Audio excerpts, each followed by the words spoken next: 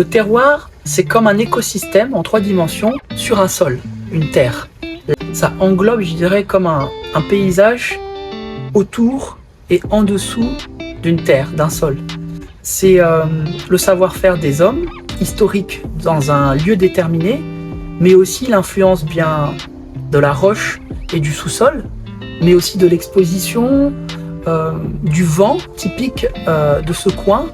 J'ai envie de dire aussi des levures, de la faune et de la flore qui vont créer comme ça un écosystème qui va définir une identité gustative, une identité propre à ce lieu. Je pense que c'est ça le terroir. Je crois qu'on peut dissocier 2 grands types de sol et de roches pour être assez pédagogique, je pense. Il y a des roches qui sont issues de cuisson, comme par exemple les volcans, le granit d'une certaine manière, le schiste qui est compressé. Donc ce sont des roches qui sont cristallines, cuites. Et puis il y a les roches plus issues, je dirais, d'un monde maritime, marin. Tout cela s'est dessiné il y a des millions d'années. Mais aujourd'hui, quand on plante des vignes sur un sol, ce sol, lui, est le résultat finalement d'accumulation de périodes qui ont des millions d'années. Par exemple, le vignoble de Chablis, avant, c'était la mer.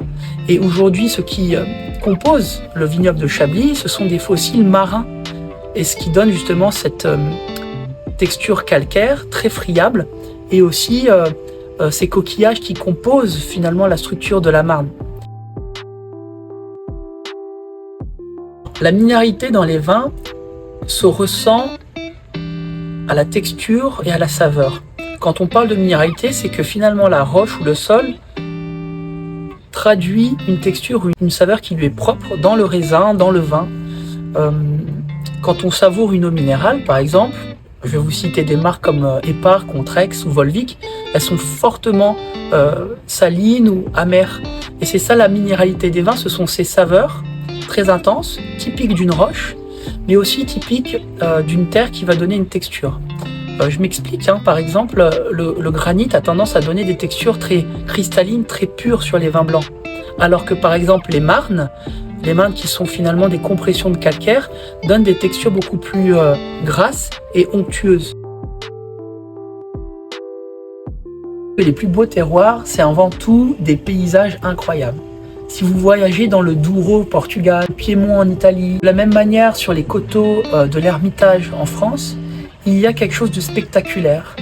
Il y a souvent un cours d'eau et le long de ces fleuves, de ces rivières, des coteaux très pentus, là où l'homme finalement, de sa bravoure et de son courage, a planté la vigne. Visiter un terroir, c'est aussi parcourir des routes. J'ai envie de vous citer la route des vins de Bourgogne, la route des vins d'Alsace. Il y a beaucoup de routes viticoles en France, on n'en a pas conscience. De plus en plus, avec le no-tourisme, le tourisme œnologique, elles sont visitées. Sans même visiter un domaine, vous pouvez parcourir en vélo ces magnifiques terroirs. La façon la plus simple aussi, c'est de se faire accompagner par un vigneron du cru ou un sommelier du cru. En demandant directement à visiter un domaine, on peut visiter les vignes et s'apercevoir de l'influence du paysage sur la texture et la saveur des vins. En fait, le vignoble est en changement perpétuel en fonction du climat. Et moi, j'admire les vignerons qui s'adaptent justement en fonction de ces changements climatiques. Mais c'est pas nouveau. On a eu, par exemple, à un moment donné, l'intention de créer des vignobles de grande production. Donc on a enlevé les bosquets et on a privilégié les terrassements et l'exposition. Alors que historiquement, les vignobles étaient mêlés de pâturage, de polyculture ou encore de foresterie. Et ça revient un petit peu. Aujourd'hui, justement, avec ce changement climatique, on recommence à planter des arbres. On fait attention à ce qu'on appelle l'emblavement, de manière à ce que l'air circule un peu plus, que les arbres, les bosquets protègent finalement les vignobles et apportent de la fraîcheur.